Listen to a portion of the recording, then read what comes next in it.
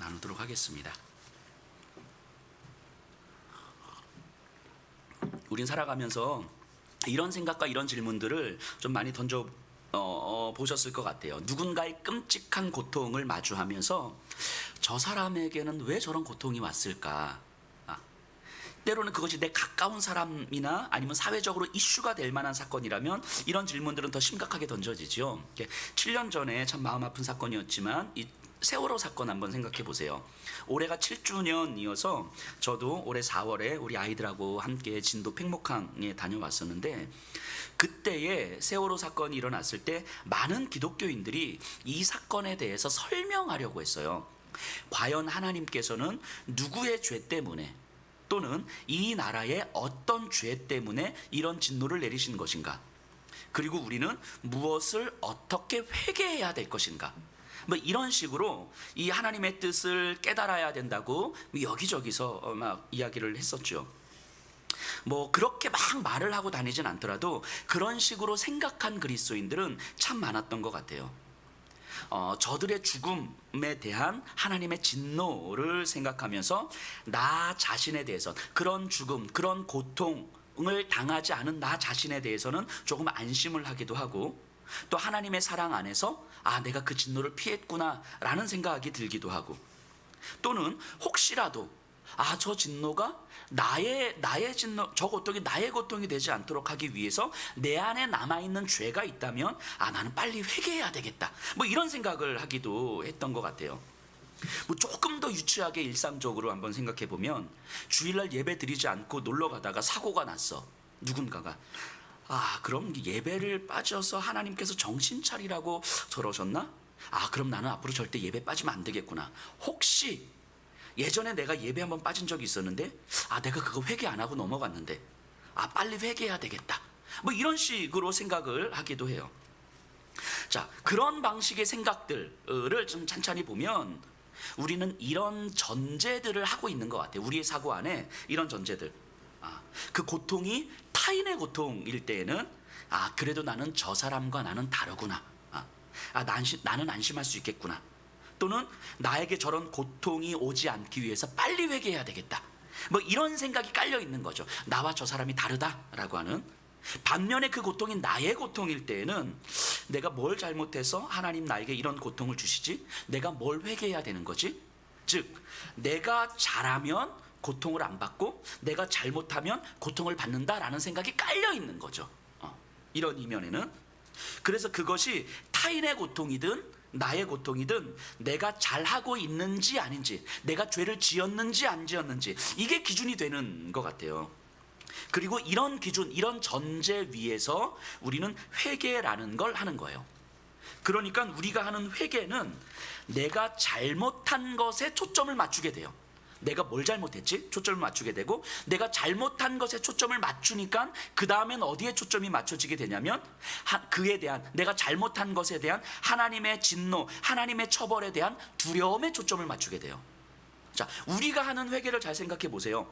우리가 하는 회개의 거의 대부분 아마 이러지 않을까 싶어요. 내가 무엇을 잘못했는가에 초점을 맞추고, 그리고 그에 대한 하나님의 진노에 대한 두려움에 초점을 맞추고 있는 거죠. 자, 여러분들은 어떻습니까? 여러분들의 회개는 어떻습니까? 그 회개에 대해서 배운 거 말고 진짜 우리들의 삶에서 회개를 진지하게 회개를 해본 적이 있으십니까? 회개를 하면 어떻든가요? 마음이, 회개를 하고 나면 마음이 평안해지고 뭔가 내가 잘못한 거 용서받은 것 같고 뭐 그런 느낌 드시나요? 또는 회개를 하지 않으면 불안하고 하나님이 때리실 것 같고 그런 느낌이 드시나요? 자, 다시 질문 던져볼까요? 우리가 회개를 하는 이유가 무엇입니까? 이걸 내 머릿속에 있는 거 생각하지 마시고 우리가 진짜 한 회개를 생각해 보셔야 되는 거예요. 내 안에서 내가 언제 회개를 해봤던 적이 있었던가? 내가 회개를 했을 때 나는 어떤 경험이었던가? 를 한번 떠올려 보셔야 돼요. 정말 우리가 회개를 하는 이유가 무엇입니까? 회개를 통해서 우리가 경험되고 또 깨닫게 되는 것, 그것이 무엇인지 진지하게 한번 생각해 봐야 될 것 같아요.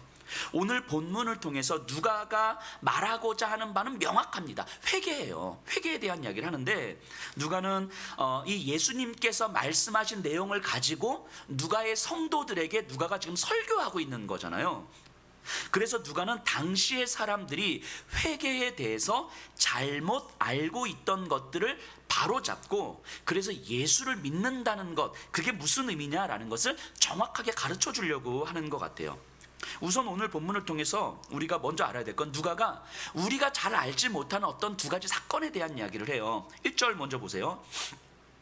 그때 마침 두어 사람이 와서 빌라도가 어떤 갈릴리 사람들의 피를 그들의 제물에 섞은 일로 예수께 아뢰니. 빌라도가 어떤 갈릴리 사람들의 피를 그들의 제물에 섞은 일, 요거 하나 이야기하고요. 4절 보세요. 또 실로암에서 망대가 무너져 치어 죽은 18사람이 이야기합니다. 그러니까 실로암 망대가 무너져서 18명이 죽었다, 요 사건을 이야기해요. 그럼 일단은 이 두 가지 사건이 어떤 사건인지 먼저 좀 알아보고, 그리고 이거를 중심으로 누가가 어떻게 이야기를 풀어가는지 한번 생각해 봐야 되겠는데요. 이 두 사건은 모두 빌라도와 연결된 사건이에요. 빌라도는요, 이 팔레스타인 땅에 파견된 로마의 총독이잖아요. 빌라도는 자신의 권력을 지키기 위해서는 어떤 짓도 서슴없이 했던 사람이었어요. 특히 사회 유지에 위협을 느끼는 반체제 인사들에 대해서는 굉장한 폭력적 탄압을 많이 했었고, 그런 폭력적 탄압은 유대 땅에서 그냥 종종 일어났던 일이었던 것 같아요. 그 중에서도 갈릴리 사람들에 대한 평가는 매우 혹독했어요. 그 역사가 이제 요세푸스의 글에 보면 이런 글이 나와요. 표현이 나와요. 갈릴리 사람들이라고 쓰면서 그들은 변화를 탐닉하고 선동을 즐기는 기질 때문에 언제나 혁명을 갈망한다. 이 갈릴리 사람들에 대한 평가예요.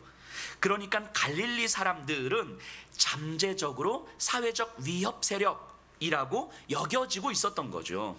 그럼 누가가 언급하고 있는 이 사건은 갈릴리에서 예루살렘으로 온 그 순례자들, 절기 때마다 이렇게 오잖아요.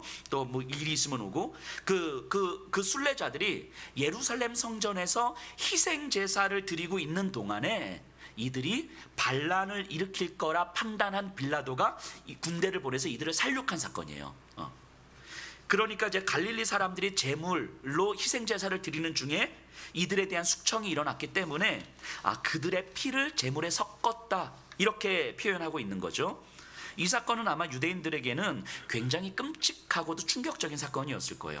또 4절 실로암에서 망대가 무너져 18명이 죽은 사건은 아마도 이 성전에서 실로암으로 이어지는 그 수도관을 건축하는 동안 일어났던 사건이었을 거예요.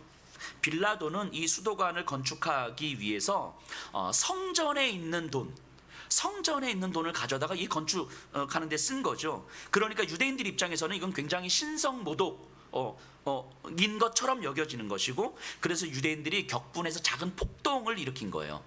그러자 그 폭동을 일으킨 주동자들을 빌라도가 이렇게 처형했죠. 그 사건이 있었거든요.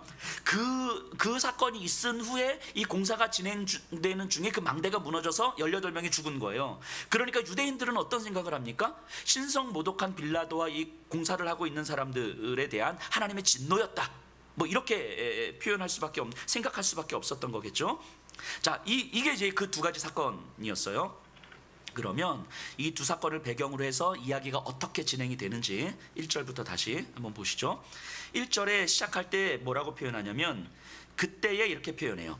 두어 사람이 예수님께 와서 갈릴리의 순례자들이 학살당한 사건을 이야기하는데, 이제 그때라는 시점을 강조하거든요. 그러면은 그때 이 시점이 어떤 상황인지를 우리가 또 생각해 봐야 되는 거잖아요. 자, 예수님은 어디 출신 사람입니까? 갈릴리 사람이죠. 갈릴리 사람. 지금 예수님은 어디로부터 와서 어디를 향해 가고 있어요? 갈릴리로부터 와서 예루살렘을 향해 가고 있는 중이에요. 그런 갈릴리 출신의 예수님이 갈릴리에서 예루살렘으로 가고 있는 그 중에 있는데, 어떤 사람이 와서 갈릴리의 순례자들이 예루살렘 성전에서 제사를 드린 동안 숙청당했습니다. 이 잠재적 혁명 세력으로 여겨져서 이렇게 죽었습니다. 라는 이야기를 지금 예수님께 하고 있는 거예요. 자, 그렇다면 이 이야기를 전한 사람들은 예수님께 어떤 질문을, 어떤 의도를 가지고 어떤 질문을 던지고 있는 거겠어요?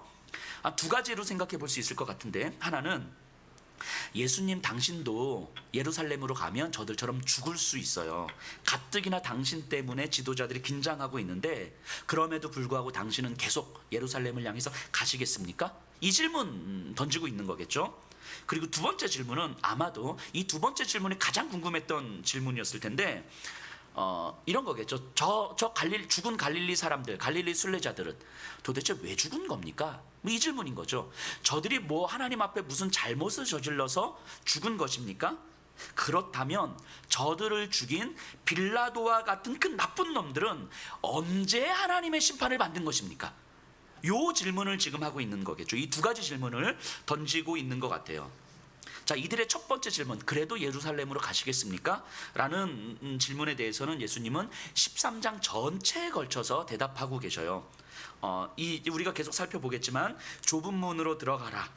너희가 선지자들을 죽였던 것처럼 나도 죽일 것이다. 뭐 이런 말씀을 하시는 거예요. 즉, 그 길 나는 갈 수밖에 없다. 나는 그래도 갈 것이다. 이 말씀하시는 거죠. 그리고 두 번째 질문, 도대체 저 사람들 왜 죽은 거예요? 도대체 저 사람들이 뭘 잘못해서 죽은 겁니까? 뭐 이 질문, 빌라도는 도대체 그럼 언제 하나님 심판 받는 거예요? 이 질문에 대해서는 2절부터 나오는데요. 우리 2절에서 4절까지 제가 한번 읽어볼게요. 대답하여 이르시되 너희는 이 갈릴리 사람들이 이같이 해 받음으로 다른 모든 갈릴리 사람보다 죄가 더 있는 줄 아느냐? 너희에게 이르노니 아니라 너희도 만일 회개하지 아니하면 다 이와 같이 망하리라. 또 실로암에서 망대가 무너져 치어 죽은 18사람이 예루살렘에 거한 다른 모든 사람들보다 죄가 더 있는 줄 아느냐. 자, 지금 예수님 뭐라고 말씀하시냐면요, 죽은 갈릴리 사람들과 죽지 않는 갈릴리 사람들을 구분하려고 하는 너희들의 생각, 그러니까 죽지 않은 갈릴리 사람들이 있고 죽은 갈릴리 사람들이 있는데 이 죽은 갈릴리 사람들은 도대체 무슨 죄를 저질러서 죽은 것입니까? 라고 지금 질문하고 있는 거잖아요. 그러니까 이 두 부류의 사람을 구분하고 있는 것 같은데 이 구분하려는 사람들의 태도에 대해서 지적하고 있는 거예요. 저들이나 너희들이나 별반 다르지 않다. 똑같다. 저들이 특별히 더 많은 죄를 지은 것도 아니다. 너희도 회개하지 않으면 저들과 똑같이 망할 것이다. 요 얘기 하시는 거예요. 심지어는 3절에서 실로암 망대 이야기하면서 여기는 예루살렘이잖아요. 그러니까 갈릴리 사람을 넘어서 예루살렘까지 확장하는 거예요. 갈릴리 사람들의 문제냐? 아니다. 예루살렘에 있는 너희들도, 예루살렘에 있는 모든 사람들도 똑같다. 저 죽은 사람이 뭔가 특별한 죄를 더 지어서 죽었느냐? 너희들은 하나님의 심판이라고 생각할 수 있겠지만 저들이나 너희들이나 똑같다. 그러니까 죽은 갈릴리 사람들이나 죽지 않은 갈릴리 사람들이랑 똑같고 죽은 예루살렘 사람들이나 죽지 않은 예루살렘 사람들이랑 똑같고 이건 예루살렘 사람들이나 갈릴리 사람들이나 똑같다. 누구든지 회개하지 아니하면 다 망한다. 이 얘기하고 있는 거예요. 자, 그러면 예수님의 말씀을 듣고 있는 이들의 입장에서 한번 생각해 보세요. 이들은 이 질문을 던질 때 의도가 있었잖아요. 저들은 도대체 무슨 죄 때문에 죽은 거예요? 실로암 망대가 무너져서 죽은 사람은 저들의 죽음은 하나님의 심판이 맞는 거죠. 이거 의도를 가지고 질문 던지고 있는 거잖아요. 그런 이들에게 예수님의 말씀은 아마 적지 않은 충격이었을 거예요. 저들의 죽음에 대해서 신앙적으로 이해를 하려고 하고 있는 거잖아요. 그래서 내가 좀 안심하고 내가 조금 더 그래도 우리는 저들과는 다르구나. 그래서 저 죽음이 나의 죽음이 되지 않기 위해서 그럼 나는 이제 뭘 회개해야 되는 거지? 어떻게 해야 되는 거지? 뭐 이런 기대를 가지고 있는 사람들이었어요. 심지어는 저 빌라도와 같은 사람, 저 공사 중에 18명이 죽었다면 이제 곧 그것이 하나님의 심판이라면 저 공사를 지휘했던 빌라도와 같은 사람은 더 강한 하나님의 심판 아래 놓여지겠구나. 그것을 지금 예수님의 입을 통해서 듣기를 기대하고 있었을 텐데 그들의 기대를 완전히 깨트리신 거잖아요. 죽은 갈릴리 사람들이나 심지어 실로암 망대 공사 중에 죽은 사람들과 자신들을 같은 범주로 묶어버리고 계는 거예요. 예수님은 같은 사람들이다. 그러니까 아주 극단적으로 이야기하면 빌라도나 너희들이나 사실은 별반 다르지 않아. 요 얘기하고 있는 거예요. 이게 얼마나 충격적이겠습니까? 이들에게 있어서는. 그러니까 예수님은 그 무리들에게 자신들이 처한 진짜 현실, 우리 눈앞에서는 이 선인과 악인이 있고 저 나쁜 놈들에 대해서 하나님께서 진노하고 심판하셔야 될 것 같고, 그래서 이 우리 눈앞에 펼쳐진 고통의 문제에 대해서 정말 하나님의 진노로 설명하기에 그로부터 피해 있는 자신들은 하나님의 사랑 안에 있는 거구나 라고 확인받고 싶었을 거예요. 이게 신앙으로 죽음과 고통의 문제를 이해하고 설명하려고 했었던 저들의 모습이었을 거예요. 하지만 예수님은 그들의 기대를 다 깨뜨리시고 그들의 전제를 다 깨뜨리시고 정말 저들이 처해 있는 진짜 현실을 직면케 하신 거죠. 즉 빌라도가 무슨 일을 했는지, 저들이 무슨 죄를 지었는지 이가 아니고 하나님께서는 죄인들에게 무슨 일을 하실지에 대한 이야기를 하는 거예요. 저들이 무슨 죄를 저질렀는가에 대한 생각은 저들보다 나는 훨씬 덜 죄인이구나, 이 생각이 전제가 되는 거잖아요. 저들이 무슨 잘못을 했는가 라고 생각하는 것은 저들보다 내가 훨씬 더 하나님 앞에서 나은 존재구나 라는 생각을 하게 되는 거잖아요. 그런데 예수님은 그거 다 깨뜨리시고 이 세상에 있는 모든 존재는 다 죄인인 것이고 그 죄인들을 향하여서 하나님이 무슨 일을 하시는가, 어떤 일을 하시는가, 이 이야기를 예수님은 하고 계시는 거예요. 죄인들 사이에서 누가 더 죄인이냐 아니냐를 따지고 있는 저들, 그것을 따짐으로 자신의 신앙을 설명하려고 있는 저들에게 아니다, 이 땅에 있는 모든 사람들은 다 똑같다, 그 죄인들을 향하여서 하나님은 과연 어떤 일을 하시는가, 이게 예수님께서 지금 하고 싶은 이야기들인 거죠. 자, 이 이야기를 듣고 있는 누가의 성도들을 한번 생각해 보세요. 누가복음을 듣고 있는 성도들은 억울하지 않겠습니까? 누가의 성도들은 아마 이런 질문 던졌을 것 같아요. 정말 그렇다면 로마의 저 황제나 우리의 남편을, 우리의 자녀를 잡아서 원형 경제장에 넣었던 저 로마의 장교들, 군인들과 우리가 똑같다는 이야기입니까? 뭐 이런 질문 던질 수 있지 않겠어요? 억울한 거죠. 그럼 저들을 향한 하나님의 심판은 결국 없다는 이야기입니까? 저들이나 우리가 똑같다면? 이런 질문 던질 수 있지 않겠습니까? 여기에 예수님은, 여기에 누가는 뭐라고 말씀하시는 거예요? 똑같다, 이거 말씀하시는 거예요. 똑같다. 예수를 믿지 않으면 똑같다. 그렇기 때문에 예수를 믿는다는 건 하나님 앞에서 이 세상에 있는 모든 존재는 똑같다라는 사실을 깨달은 자들, 그래서 예수를 믿음으로만 똑같은 존재들에게 하나님의 구원이 임하는 거구나 라는 사실을 깨닫게 되는 거죠. 그러니까 저들이 예수를 믿는다고 해서 저들이나 나나 사실 뭔가 다른 존재가 아닌 거구나, 저들에 대해서 판단하고 정죄하고 하나님의 심판이 임할 거라고 내 입을 통해서 저주하고 정말 이럴 수 있는 존재들이 아닌 거구나 라는 사실을 깨닫는 거예요. 예수를 믿는다라고 하는 것은. 요한복음 9장에 보면요, 나면서부터 소경된 자에 대한 이야기가 나와요. 제자들이 묻습니다. 주님, 이 사람이 소경으로 난 것은 누구의 죄 때문입니까? 자신의 죄 때문입니까? 부모의 죄 때문입니까? 그 소경으로 났다는 것은 고통의 문제일 것이고 그 고통의 문제는 반드시 죄의 결과라고 생각을 하는 거죠. 이런 생각들이 당시에는 너무 자연스럽고, 그리고 소경이 아닌 자신에 대해서는 안심을 하는 거예요. 그러니까 악인들에 대한 하나님의 심판이 있을 거라고 철떡같이 믿으면서 오늘을 살아가는 거죠. 하지만 예수님은 저들이 일반적으로 가지고 있는 생각들을 다 깨뜨리시는 거예요. 너희들이 생각하는 그 선을 행한다고 해서 하나님께서 이 땅에 살아가는 동안 우리에게 다 복을 주시고, 너희들이 생각하는 악을 행한다고 해서 하나님이 다 벌 주시는 것은 아니다, 이 얘기 하시는 거죠.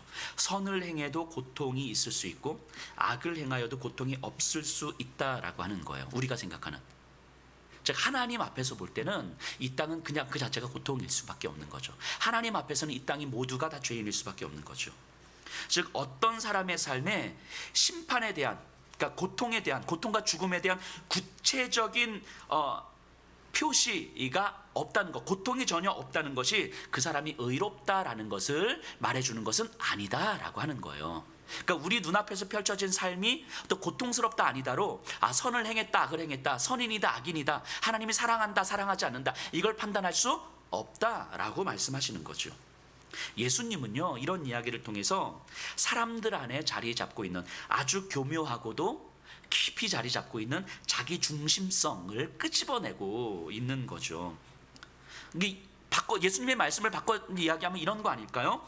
너희들이 선을 행하는 이유, 너희들이 죄를 짓지 않으려는 이유, 또 죄를 지어도 회개하려는 이유, 그 이유가 뭐냐라는 질문하는 거예요.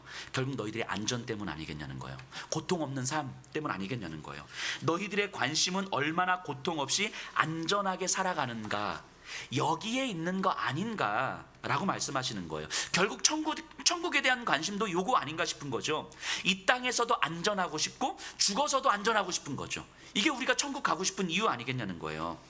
그러니까 이런 방식으로 생각을 하기 때문에 신자들, 그러니까 믿는 사람들이 이런 생각들을 할 수 있는 거죠.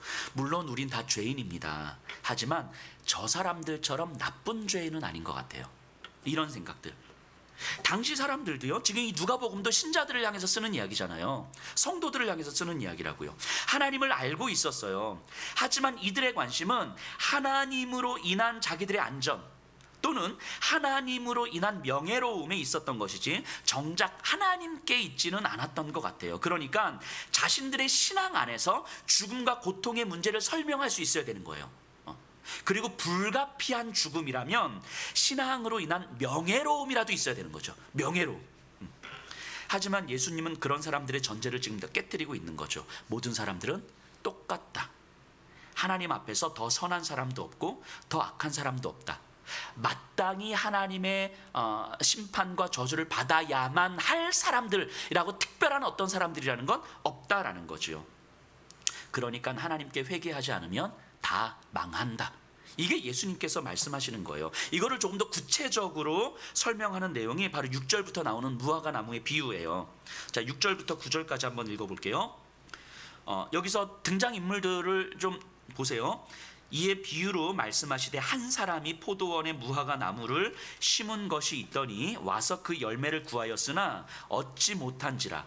포도원 지기에게 이르되 내가 3년을 와서 이 무화과 나무에서 열매를 구하되 얻지 못하니 찍어버리라. 어찌 땅만 버리게 하겠느냐. 대답하여 이르되 주인이여 금년에도 그대로 두소서. 내가 두릅하고 거름을 줄이니 이후에 만일 열매가 열면 좋거니와 그렇지 않으면 찍어버리소서 하였다 하시니라. 자, 여기서 등장인물이 누가 나옵니까? 포도원 주인, 포도원 지기, 그리고 무화과 나무. 이 등장나무. 포도원 주인은 하나님을 의미할 거예요. 포도원 지기는 예수님을 이야기할 거고요. 무화과 나무는 이스라엘을 의미할 것입니다. 당시에는 포도원에 무화과 나무를 심는 경우들은 되게 많았어요. 그 레위기 규례에 따르면 이렇게 농사를 지을 때 첫 3년은 수확을 못하게 하셨어요. 그리고 4년째, 넷째 해에 수확을 한 것은 온전히 하나님께 드리고, 그리고 5째 해부터 수확한 것을 우리가 이제 사람들이 먹을 수 있는 거예요. 그렇다면 여기 본문에서 3년 동안 열매가 없었다라고 하는 건 최소한, 그러니까 넷째 해부터 시작해야 되는 거니까 최소한 6년은 수확이 없었다라고 봐야 되는 거겠죠. 그리고 일반적으로 무화과 나무는 3년째 최대의 열매를 맺는다고 해요. 그러면 이 3년, 그래서 이제 3년째 열매가 없다면 이후로도 열매가 없을 거라는 것이 확실한 거죠. 그래서 그 나무는 이제 베어버리는 거죠. 그렇다면 이 본문에서는 이 무화과 나무는 3년째 열매가 없었는데 3년을 더 기다린 거예요. 그러니까 3년을 더 기다렸는데도 불구하고 지금 열매가 없는 거죠. 그러면 이 무화과 나무는 땅의 영양분도 뺏어가고, 그리고 다른 포도나무들한테도 악영향만 끼칠 뿐인 거예요. 그래서 나무를 베는 게 맞는 거예요. 그리고 이 나무는 이미 3년 전에 뱄어야 되는 거예요. 3년 전에.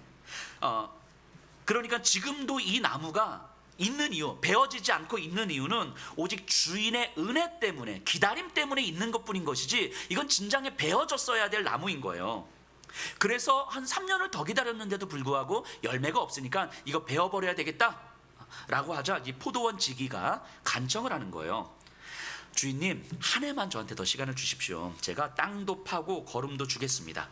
그리고 나서도 열매가 없으면 그때 찍어버리시죠. 이렇게 말씀을 하는 거죠.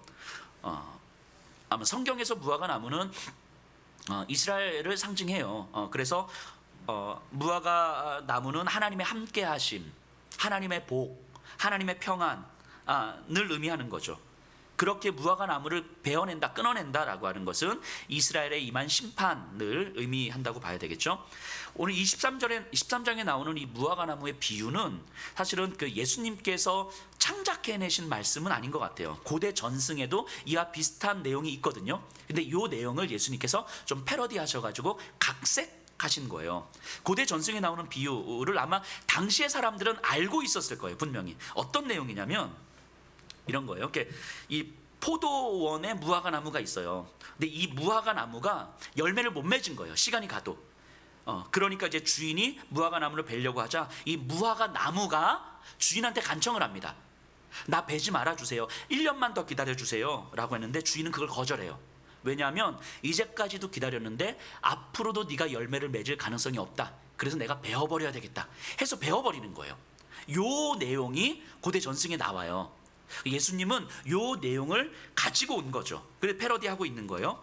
그런데 전승에는 나무가 간청을 하지만 예수님은 포도원 일꾼이, 포도원 지기가 하나님께, 포도원 주인에게 간청을 하죠.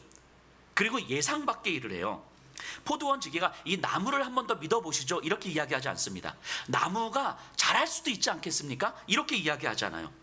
나무는 그냥 열애로 놓고 포도원 지기가 내가 하겠습니다. 내가 땅도 파고 내가 거름도 주고 내가 포도나무의 무화과 나무의 열매를 맺을 수 있도록 내가 하겠습니다. 이 무화과 나무를 믿을 수는 없지만 나를 믿고 1년만 더 기다려 주시죠. 이렇게 지금 예수님은 이야기하고 있는 거예요. 자, 이 비유를 당시 사람들이 들을 때에는 이상하게 들린 거죠. 자기들이 분명히 알고 있는 이야기 같은데 다른 이야기를 하는 거죠. 왜냐하면 일반적으로는 이 나무를 그렇게 돌볼 이유가 없거든요.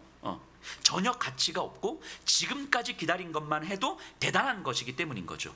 그러니까 이렇게까지 할 필요가 있을까? 이 포도원 지기가? 그런다고 뭐가 달라지지? 그런다고 이 나무에 열매가 맺지도 않을 텐데 이런 생각을 하고 있는 거죠. 왜요? 그 나무에 집중하고 나무에 초점을 맞출 때 나무에게는 그 어떠한 소망도 희망도 없다라는 걸 알기 때문인 거죠. 그러니까 당연히 이 이야기를 들은 청중들은 이 포도원 지기의 간청이 거절될 것이라고 기대를 했을 거예요. 왜냐하면 이 나무는 열매 맺을 가능성이 전혀 없으니까. 그런데 예수님의 비유를 통해서 보건대 이 주인은 1년을 더 유예해 줍니다. 왜요? 무화과 나무 때문이 아니고 이 포도원 지기 때문에. 예수님의 의도는, 이 비유를 말씀하시는 예수님의 의도는 너무나 분명하죠.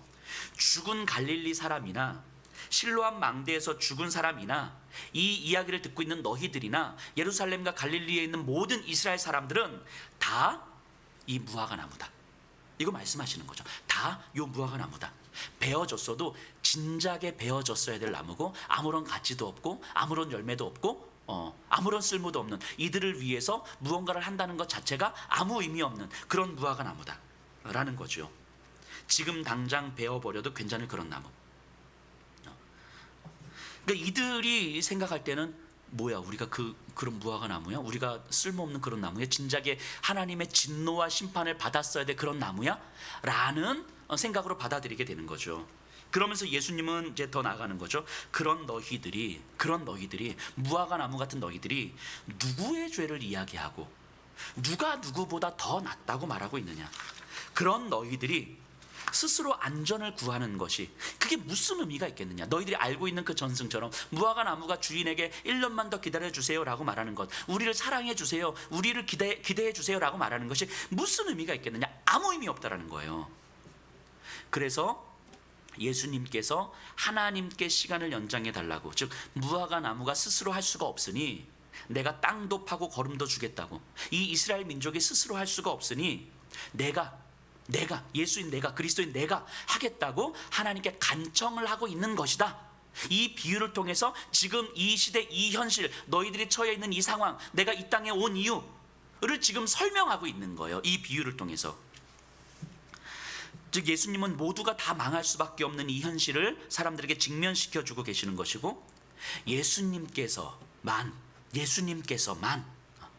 이 땅에 오셔서 이 무화과 나무를 베어지지 않게 할 수 있는 유일한 존재다라는 것을 말씀해 주고 있는 거죠.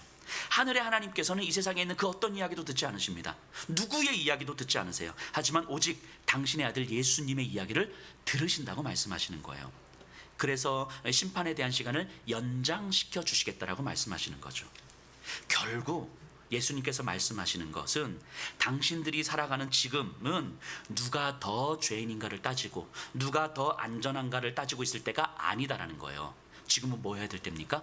회개해야 될 때라는 거예요. 지금 우리가 어떤 상황에 처해져 있는지, 그래서 지금 우리가 누구를 의지하고 누구에게로 돌아가야 되는지 회개해야 될 때라고 말씀하시는 거죠.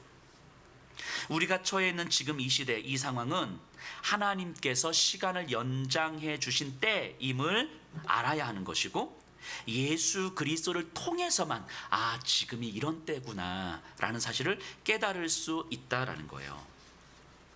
자, 그럼 이 말씀이요, 예수님께서 이 13장 이 비유를 통해서 하시는 이 말씀이 당시 사람들에게, 예수님께 질문을 던졌던 당시 사람들에게 저들이 생각하고 있는 어떤 잘못된 이 전제들을 깨뜨리시면서 예수님께서 강력하게 선포하시는데, 이 말씀이 예수님을 믿지 않는 사람들에게는 굉장히 긴장감 있는 이야기를 들려야 되는 거잖아요. 그러니까 교회 안에 있지만 아직 예수님을 믿지 않는 사람들이 분명히 있을 거예요. 분명히 예배는 오래 드렸지만, 신앙생활은 오래 했지만 아직 예수님을 믿지 않는, 예수를 구주로 영접하지 못한 사람들이 있을 거예요.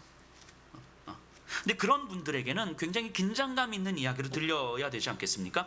자신들이 그렇게 믿든 믿지 않든 지금 이 세상은 하나님께서 심판을 연장해 주신 기간일 뿐이구나 라는 사실. 그래서 그들에게 예수님을 믿지 않는 사람들에게 가장 필요한 것은 끝이 분명하게 있는 이 지금이라는 시간 동안 내가 열매를 맺어야 되는 거구나. 열매를 맺지 않으면 내가 베어질 무화과 나무와 똑같은 것이구나. 열매를 맺기 위해서는 결국 하나님께로 돌이켜야 되는 것이구나. 회개하고 예수를 주로 고백하고 하나님께로 돌이켜야 되는 것이구나. 그래서 예수님의 십자가의 죽으심과 부활이 죄에 대한 선명한 심판인가 동시에 우리를 향한 기다리시는 하나님의 구원의 은혜구나라는 사실을 받아들여야 되는 거잖아요. 믿어야 되는 거잖아요. 그것이 아니면 시간이 지나면 결국 베어져야 될 거니까. 그래서 회개하고 하나님께로 돌이켜야 되는 거, 그것이 믿지 않는 사람들에게는 이렇게 들려져야 되는 이야기겠죠. 그리고 이제 누가가 정말 하고 싶었던 이야기는 이 이야기를 성도들에게 하는 거니까, 예수님을 믿고 있는 사람들에게는 이 누가의 이야기가 훨씬 더 강력하게 들려졌어야 될 거예요. 교회 안에 있고 우리가 예수를 믿는다고 생각하고 있고 우리가 매주 예배를 드리고 있는 우리들에게는 이 누가의 이야기는 훨씬 더 강력하게 들려져야 하는 거예요. 예수님의 십자가의 죽음과 부활로 인하여서 우리에게 하나님의 구원의 은혜가 임했다는 사실을 깨달은 사람들인 거잖아요. 깨달은 사람들, 어디서 주워들어서 알고 있는 사람들이 아니고 깨달은 사람들. 그래서 우리는 선명하게 이것을 경험한 거예요. 우리의 어떤 노력으로도 불가능했을 이 구원의 은혜가 예수께서 땅을 파고 걸음을 주는 이 헌신을 통하여서 이루어졌다는 사실을 깨달은 성도들이잖아요. 나의 그 어떠함이 아니라 진작에 베어졌어야 될 내가 예수께서 땅을 파고 걸음을 주시는 그 십자가의 죽음을 통하여서 하나님의 그 기다리심의 은혜가, 그 구원의 은혜가 나에게 경험된 거구나라는 사실을 깨달은 거잖아. 이 깨달음이 여기저기서 주워들은 이야기가 아니라는 거예요. 그래서 내가 주일학교 때부터 들어왔던 그런 이야기들이 아니라 내 안에서 깨달아진, 내 안에서 경험된 그런 사람들이잖아. 교회 안에 있는 사람들, 성도들이라고 이야기하는 사람들. 자, 이것이 깨달아졌다면 여기저기서 주워들은 사람들은 그냥 그렇구나 하고 끝날 거예요. 그런 사람들은 정말 간곡하게 정말 하나님께 기도하고 부탁드리건대 예수를 주로 영접하셔야 됩니다. 이것을 간절히 기도하셔야 돼요. 하지만 이것이 깨달아진 사람들, 이것이 경험된 사람들, 그 성도들에게 있어서는 가장 중요한 것, 그것이 깨달아진 성도라면 가장 중요한 것, 그 성도의 삶에서 결코 잊어서도 안 되고 또 삶에서 없어져서도 안 되는 그 가장 중요한 그 한 가지가 있다고 누가는 이야기하는 거예요. 그게 뭐냐면 예수님을 사랑하는 거예요. 예수님을 사랑하는 것. 그것이 성도의 삶의 본질인 거예요. 성도의 삶의 본질. 그것이 깨달아졌다면, 내가 할 수 없는 그것, 진작에 배워졌어야 될 근데 나를 대신해서 땅도 파고 걸음도 주신 그 주님, 그 주님으로 말미암아 내가 구원의 은혜, 하나님의 구원의 은혜를 경험했다면, 나를 대신한 그 헌신과 수고를 감당하신, 그 죄에 대한 수고를 감당하신 예수님을 향한 그 사랑이 우리에게 있을 수밖에 없다는 거예요. 이것이 신자의 삶의 본질이죠. 예수님에 대한 사랑, 예수님을 향한 그 사랑이 우리에게 없다면 우리는 진지하게 우리를 돌아봐야 되는 거겠죠. 그렇기 때문에 예수님에 대한 사랑이 우리의 신자의 삶의 본질이라면 우리는 자기 안전에 급급한 채 살아갈 수가 없는 걸 거예요. 예수님의 마음, 이 땅을 향한 그 사랑과 나를 향한 그 사랑, 그 예수님의 마음이 내 안에서 어떻게 조금 더 선명해질 것인가, 그 예수님을 어떻게 조금 더 선명하게 사랑할 것인가, 이것이 우리 안에 꿈틀거리고 도사리고 있는 거죠. 자, 그렇다면 처음의 질문을 다시 한번 던져볼까요?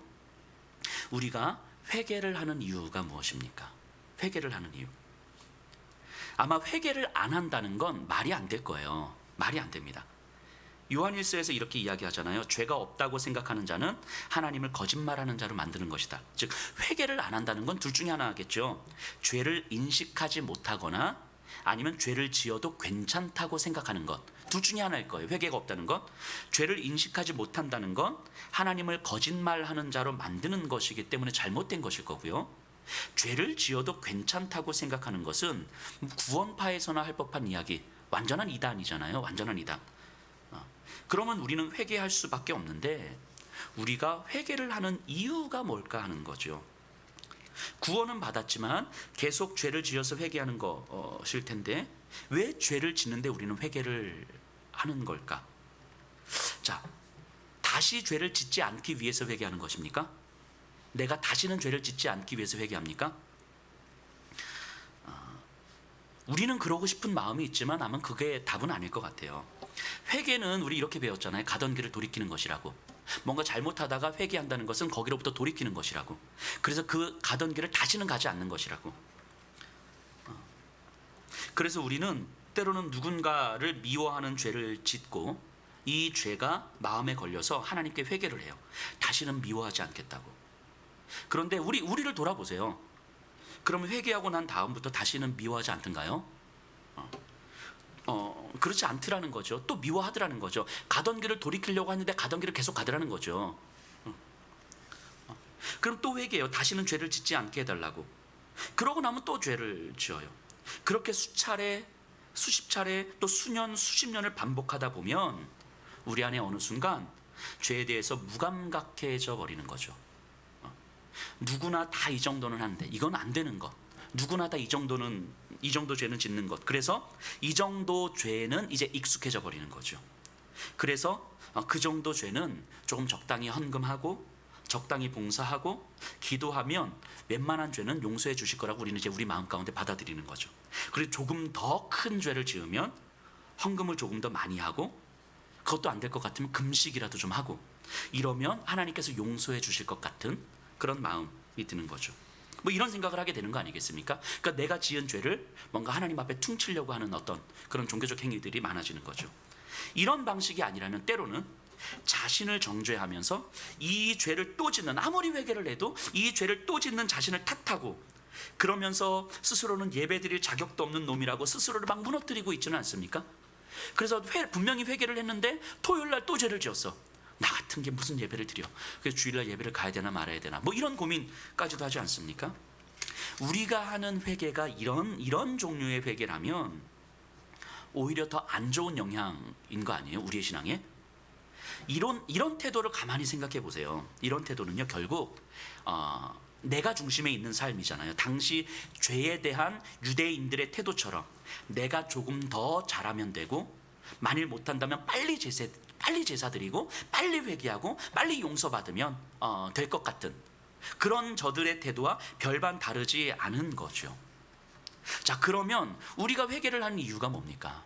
우리가 회개를 해야 되는 이유. 예수님을 사랑하기 때문이에요. 예수님을 사랑하기 때문에 회개를 해야 되는 거예요. 회개를 하는 거예요. 예수님을 사랑하는 삶은요, 만족되지 않습니다. 절대로 만족되지 않아요. 어제보다 오늘 더 사랑하고 싶고 오늘보다 내일 더 주님을 사랑하고 싶은 거예요. 예수님을 사랑한다는 건. 그런데 그게 생각처럼은 잘 안 돼요. 그게 예수님께 죄송한 거예요. 예수님을 더 사랑하고 싶은데 그게 잘 되지 않는 것, 그게 너무 죄송한 거예요. 그래서 우리는 회개를 하는 거예요. 내가 어떤 죄를 지어서 이 죄로 말미암아 빨리 이 죄를 털어야 되는데 왜 털어야 됩니까? 하나님의 진노가 두려우니까. 그래서 일반적으로 우리가 회개를 이야기할 때 초반에 말씀드렸던 것처럼 우리의 내가 지은 죄에 초점을 맞추고 그로 인하여서 하나님의 진노에 초점을 맞추는 거예요. 그러니까 우리의 죄를 빨리 털어버려야 되는 거죠. 근데 그것이 아니라 예수님을 더 사랑하고 싶은데 더 사랑하는 삶을 살아가야 되는데 그것이 내 마음처럼 되지 않더라는 거죠. 예수님을 더 사랑하지 못하는 내 삶을 들여다보니까 여러 가지 죄가 내 안에 나를 지배하고 있더라는 거예요. 이 죄들이 나를 지배하지 않았으면 좋겠는데 내 일상은 그런 죄들 때문에 또 그 예수님을 더 사랑하지 못하고 있는 거죠. 여러 가지 죄들 때문에. 그리고 나서 시간이 지나면 어느 순간 내 안에서 예수님을 사랑해야 한다는 생각조차 못한 채 살아가고 있는 모습을 보기도 하는 거예요. 그런데 이렇게 무너지는 내가 어느 순간 또다시 말씀을 듣고 또 찬양을 하면서 깨달아지건대 하나님의 진노를 받을까 봐 두렵다가 아니라 이렇게 살아가는 내가 정말 예수님께 죄송하다라는 마음이 드는 거예요.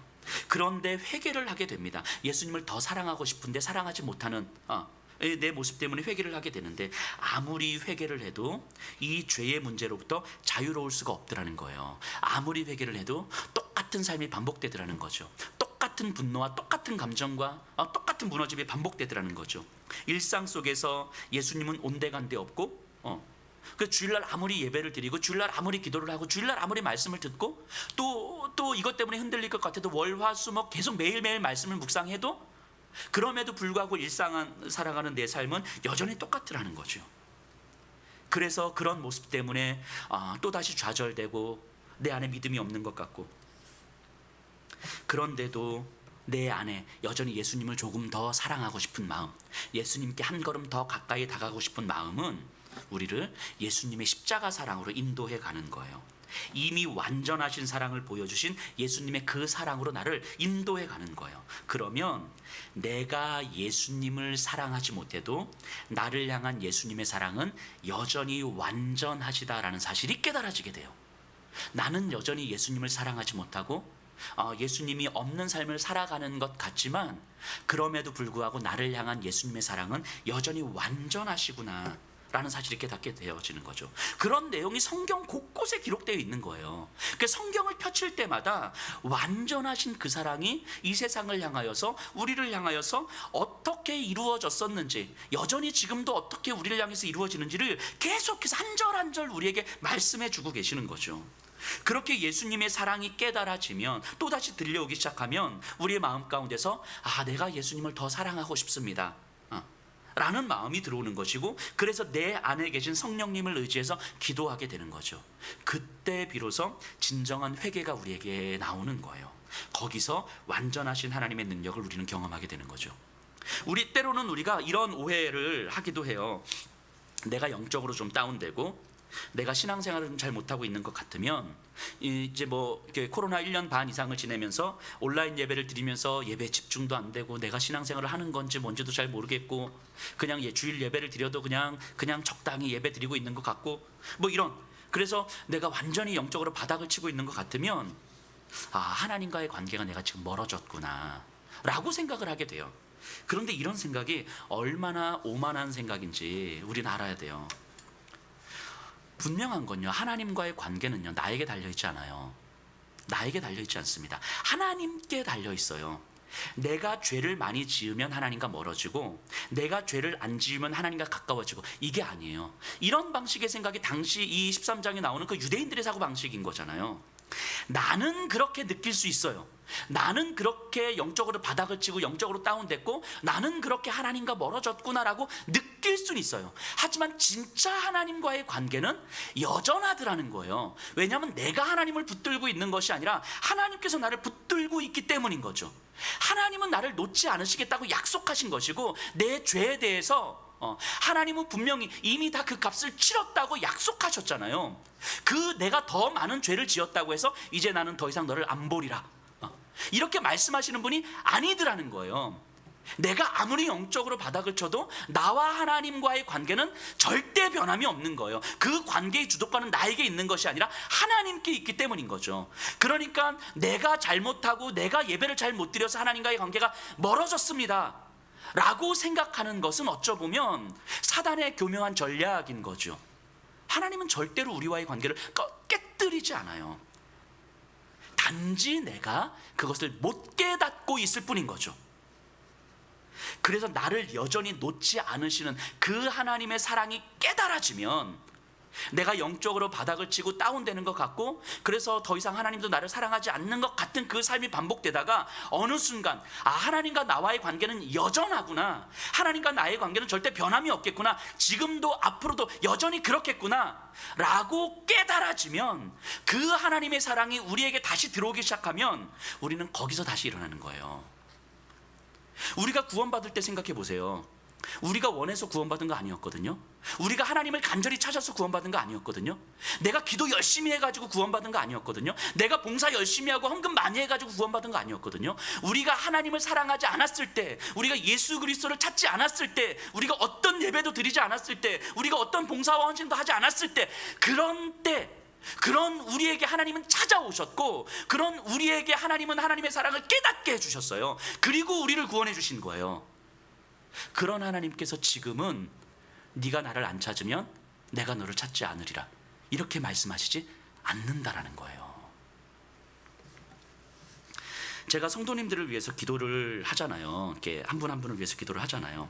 제가 성도님들을 위해서 기도할 때 뭘 가지고 기도하겠습니까? 성도님들과 개인적으로 나눔하면서 알게 된 그 상황들, 마음들, 형편들을 놓고 이제 기도를 하잖아요. 그걸 가지고 이제 기도 제목을 가지고 쭉 기도를 해요. 물론 때로는 기도하고 싶을 때도 있지만 기도하고 싶지 않을 때도 있고 그래요. 그 때로는 정말 이렇게 기도를 하면 뭐하나, 여전히 똑같은데 이런 마음이 들기도 해요. 그럼에도 불구하고 이제 기도를 합니다. 근데 기도를 하다가 어느 순간은 이런 경험을 할 때가 있어요. 제가 예를 들면 우리 집사님들을 위해서 한 10가지 기도 제목을 놓고 이제 계속 그 우리 집사님과 가정과 그 형편을 위해서 계속 기도를 하게 되는데, 기도를 하다가 어느 순간 내가 집사님을 향한 그 마음을 가지고 기도를 하는데 어느 순간 하나님께서 우리 집사님을 향한 마음이 어떠신지를 깨닫게 해주실 때가 있어요. 제가 집사님을 향한 어떤 그 마음을 가지고 기도를 계속 하는데 하나님이 집사님을 향하여서 어떤 마음을 갖고 계시는지가 기도하는 저에게 깨달아질 때가 있어요. 그런데 분명한 건요, 그것이 그 하나님의 마음이 깨달아지면 제가 집사님을 향해서 아무리 많은 사랑을 가지고 아무리 아무리 많은 기도를 해도 그 하나님의 마음과 비교할 수가 없더라는 거죠. 내가 우리 성도님들을 향한 그 마음이 성도님들을 향한 그 하나님의 마음과 비교하면 사실은 아무것도 아니더라는 거죠. 그것이 깨달아지면 제가 준비했던 그 기도 제목들이라는 게 사실은 아무 의미 없다라는 게 깨달아져요. 그리고 제 안에 어떤 마음이 들어오냐면 하나님의 마음, 우리 성도님들의 그 성도님들을 향한 하나님의 마음이 깨달아질 때 하나님께서 성도님들을 향해서, 우리 집사님을 향해서 일하고 계시는구나, 일하고 계시겠구나.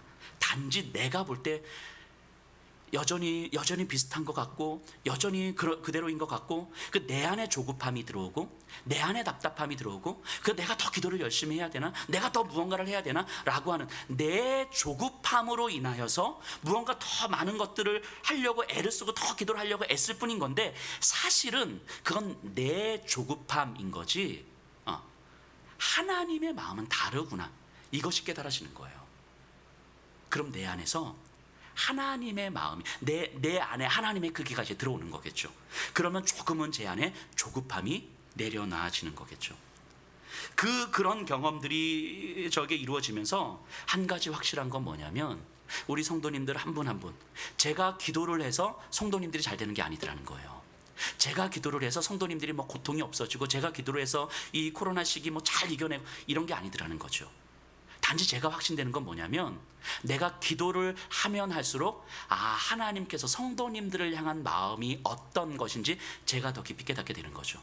그러면 내 조급함으로 내가 움직이는 것이 아니라 하나님께서 이미 일하고 계시고 하나님께서 이미 우리 성도님들 한 사람 한 사람을 이미 붙잡고 놓고 있지 않는구나라는 사실을 깨달아지는 거예요. 그 하나님께서 하시겠다라는 것이 제 안에 믿어지는 거죠. 이게 하나님의 일하심이더라는 거예요. 그러면 조금 더 안심이 돼요. 제 안에서. 그 사랑. 그래서 저는 이렇게 기도를 하게 되는 거죠. 그 성도님들 한 사람 한 사람을 향한 그 하나님의 마음이 여전히 동일하게 이루어지는데 하나님, 우리 집사님들 한 사람 한 사람이 그 하나님의 마음, 여전히 동일하신 그 하나님의 마음이 깨달아지게 해주십시오. 그거 깨달아지면, 그 하나님의 마음이 깨달아지면 하나님 그 자리에서 다시 일어서게 될 것입니다. 그 자리에서 다시 하나님을 소망하게 될 것입니다. 그 자리에서 다시 예수를 사랑하게 될 것입니다. 예수를 사랑하는 삶이 무엇인지 알게 될 것입니다. 근데 그조차도 또 내 조급함으로 이루어질 때 또다시 깨닫게 되는 거죠. 그조차도 하나님께서 하시겠구나. 하나님께서 우리 성도님들 한 사람 한 사람에게 그렇게 일하시고 그 사랑을 깨닫도록 하나님께서 일하시겠구나 라는 것이 또 깨달아지는 거죠. 제가 기도를 많이 해서 성도님들이 뭐 잘 되거나 이런 게 아니더라는 거죠. 제가 그렇게 기도빨이 있지 않아요. 단지 제가 기도를 하면 할수록 우리 성도님들을 향한 그 하나님의 마음이 훨씬 더 선명하게 깨달아지는 거죠. 훨씬 더 선명하게 깨달아지는 거죠. 우리 성도님들이 기도를 하면 할수록 이런 깨달음들이 저는 있을 거라고 확신합니다. 기도를 하면 할수록 내 삶이 더 나아지고 내 삶이 더 좋아지는 것이 아니라 기도를 하면 할수록 우리를 향한, 나를 향한 하나님의 그 마음이 조금 더 선명하게 깨달아지는 거죠. 나를 놓지 않는 그 하나님의 사랑이 선명하게 깨달아지는 거죠. 그러면 그 하나님의 사랑에 대해서 우리가 반응하게 되는 거예요. 회개는요, 죄에 집중하는 것이 아니라 죄가 방해하려는 예수님의 사랑에 집중하게 되는 거예요. 그래서 진정한 회개, 내가 그 나를 향한 변함없는 그 하나님의 붙잡으심, 그 하나님의 사랑을 온전히 깨닫지 못하다가 그래서 내 형편과 내 상황을 보면서 끊임없이 불평하고 원망하고 좌절하고 절망하고 무기력해져 있다가 여전히 나를 붙잡고 계신 그 하나님의 사랑이 우리에게 조금 더 선명하게 깨달아지게 되면, 그러면 주님을 더 사랑하지 못했던 내 모습에 대해서 회개를 하게 될 텐데, 그 진정한 회개가 우리에게 경험이 되면 너무도 당연히 예수님의 사랑이 우리의 마음과 삶에 더 선명하게 나타나게 되겠죠. 더 선명하게 깨달아지는 거예요.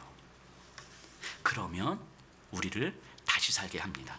그래서 회개는 우리로 하여금 예수로 살게 해요. 세상의 질서 안에서 때로는 경쟁에 지치고, 때로는 돈에 지치고, 때로는 아무 의미 없는 것처럼 여겨지는 나이지만, 그래서 그렇게 경쟁에서 패하고 돈이 없어서 힘들어 하더라도 이런 것들 때문에 나와 하나님과의 관계가 달라질 건 없는 거구나. 하나님은 여전히 나를 완전히 사랑하시고 나를 여전히 구원하시는 분이시구나. 이것이 깨달아지는 거예요. 회개는요. 그러면 거기서 또 힘을 얻고 일어나게 되는 거죠. 그것이 실제 우리의 삶에서 경험되는 것, 그게 복음이 가진 능력이에요. 그거 경험하는 것, 우리의 삶의 자리에서 일어서고 또 일어서게 할 수 있는 그 능력, 스스로 자책하지도 않고 타인들과 비교하지도 않을 그 능력, 그것이 바로 복음이 가진 능력이에요. 그 복음의 능력 안에서 우리가 살게 하는 것, 그것이 우리가 회개를 해야 되는 이유인 거죠. 우리가 하나님 안에서 이 사실을 온전히 깨달았으면 좋겠습니다. 그리고 우리의 일상 속에서 하나님께서 우리를 향한 그 마음이 어떤 것이었는지, 그래서 우리가 예수님을 사랑하는 삶이 우리의 삶의 본질이어야 된다는 것이 어떤 의미인지를 우리가 조금 더 선명하게 깨달았으면 좋겠습니다. 그래서 우리의 삶이 끊임없는 회개의 삶이며 끊임없는 예수를 향한 사랑의 삶이며 그리고 거기서 우리가 다시 일어날 수 있는 능력을 경험하는 삶이라는 것, 우리의 삶에서 경험했으면 좋겠습니다.